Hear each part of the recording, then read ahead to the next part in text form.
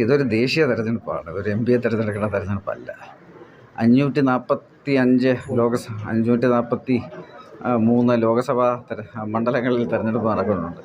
ഞാൻ ഭാരതീയ ജനതാ പാർട്ടിയുടെ സ്ഥാനാർത്ഥിയാണ്, ലോകത്തിലെ ഏറ്റവും വലിയ പാർട്ടി. നമ്മൾ 450 മണ്ഡലങ്ങളിൽ നമ്മുടെ സ്ഥാനാർത്ഥികളുണ്ട്. ഇതിൽ ഒരിടത്തും പറയാത്ത കാര്യങ്ങളൊക്കെയാണ് കഴിഞ്ഞ 3-4 ദിവസമായിട്ട് ശ്രീ ആൻ്റോ ആൻ്റണി പറയുന്നത്. അതായത് സാധാരണ ഒരു തെരഞ്ഞെടുപ്പ് തോറ്റു കഴിയുമ്പോൾ ആൾക്കാരിങ്ങനെ പല എക്സ്ക്യൂസുകളും പറയും. ചിലവർ EVM കുറിച്ച് പറയും, ചിലവർ കള്ളവോട്ടിനെ കുറിച്ച് പറയും. ഇതാദ്യമായിട്ടാണ് ഇങ്ങനെ ഒരു കാര്യം കേൾക്കുന്നത്, ചിഹ്നം വലുതാണെന്നൊക്കെ. പക്ഷേ സാധാരണ എക്സ്ക്യൂസുകൾ പറയും. അത് ആദ്യമായിട്ടാണ് ഒരു സ്ഥാനാർത്ഥി തെരഞ്ഞെടുപ്പ് ദിവസം തന്നെ ഇതൊക്കെ പറഞ്ഞു തുടങ്ങുന്നത്. അതായത് അദ്ദേഹം പരാജയം സമ്മതിച്ച് കഴിഞ്ഞു. ഇനിയിപ്പം അതിൻ്റെ കാരണങ്ങൾ എന്ന് തന്നെ അദ്ദേഹം വോട്ട് എടുപ്പ് തീരുന്നതിന് മുമ്പ് തന്നെ നാട്ടുകാരെ അറിയിച്ചു തുടങ്ങി. അതൊക്കെ തന്നെ നമ്മുടെ വിജയം സുനിശ്ചിതമാണ്. ഇത്ര മാത്രമേ എനിക്ക് പറയാനുള്ളൂ.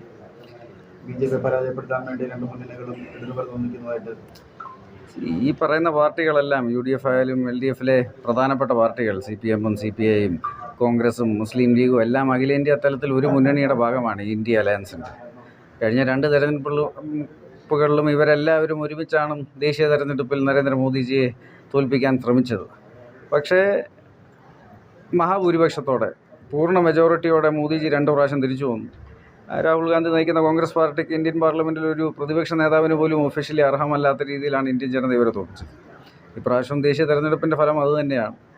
പിന്നെ ഇതിൻ്റെ കൂടെ തന്നെ ഇതാദ്യമായിട്ടാണ് ഒരു ദേശീയ തെരഞ്ഞെടുപ്പ് 2 പ്രാവശ്യം പ്രധാനമന്ത്രിയായ ഒരു വ്യക്തി. 3ാമത്തെ പ്രാവശ്യം തെരഞ്ഞെടുപ്പിന് പോകുമ്പോൾ ഒരു ആൻറ്റി ഇൻകംബൻസിയും ഇല്ല. ഇന്നും നാട് മുഴുവൻ, ഇന്ത്യ മുഴുവൻ ഒരു പ്രോ മോദി വേവാണ്.